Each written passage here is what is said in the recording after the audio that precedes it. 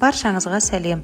Бүгін біз дәруменге толы өте тез әзірленетін морс әзірлейміз. Мен екі түрлі морс жасап көрсеткім келіп отыр. Облепиха және қарақат. Бұл морсты клубникадан және клюквадан да жасасаңыздар болады. Толық рецептісін астына жазып қалдырамын.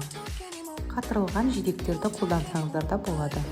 Ең алдымен 200 грамм қарақатты блендерға салып, 200 грамм қант салып, үстіне шамамен 150 миллиграммдай су құйып жақсылап блендерлеп аламыз.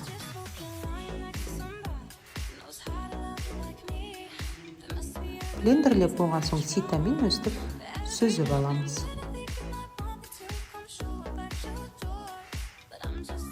Дайын болған шырынымызға 1 литрға толтырып су құямыз. Қарақаттан жасалған морсымыз дайын. Ендігі облепихадан тура дәл солай морс әзірлейтін боламыз.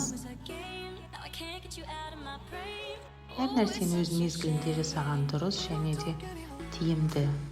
Облепиха мен қарақатты күз кезінде алып, қатырып қойғандарыңыз дұрыс. Қыста дәруменге толы морс ішіп шығасыздар. 5 минутта қайнатылмай жасалатын морсымыз дайын, ас болсын.